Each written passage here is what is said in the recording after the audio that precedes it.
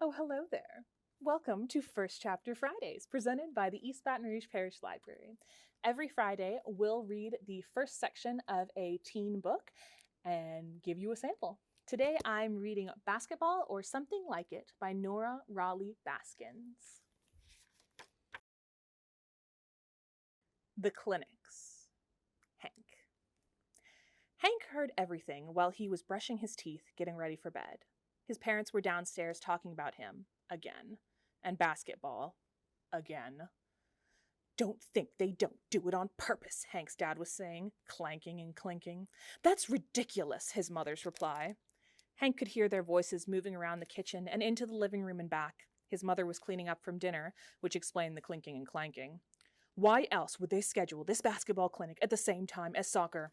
And don't think they don't know about the soccer playoffs, because they do. Turning the tap water on didn't drown out their voices.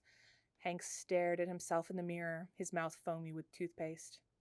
So call somebody and complain, this was his mother's brilliant suggestion. Somebody? Like who? Like Joey Biscoff? If Hank misses all the clinics and screws up at the tryouts, who do you think is going to look better? Who? Who? Are you kidding? His own son, that's who.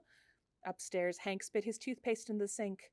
It couldn't have been better timing. He felt like spitting.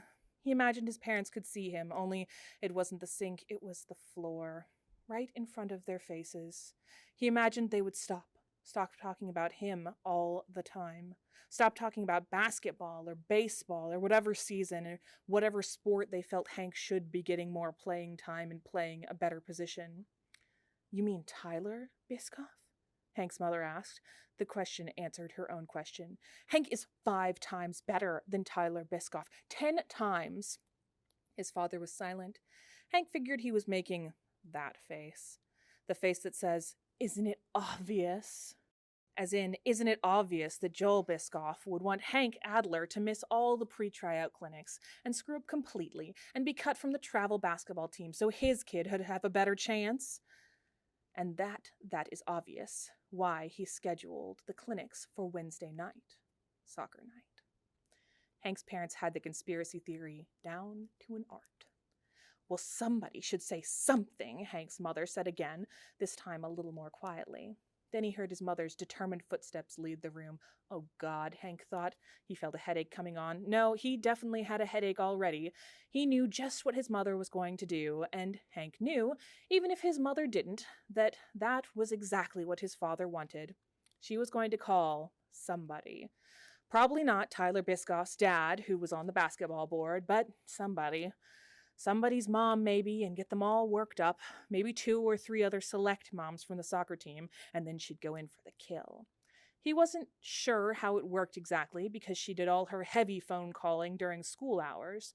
She even had one of those headsets that strapped around her head and plugged into her ear like she worked for the Secret Service.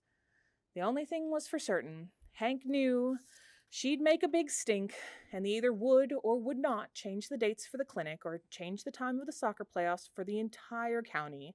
New flyers would go out, and more angry phone calls would ensue, and some people would think it was great, while just as many would get pissed as heck. But most surely, Hank would be going to every one of those basketball clinics. And he'd have to wonder the whole time if his parents had totally ruined his chance of making the basketball team at all.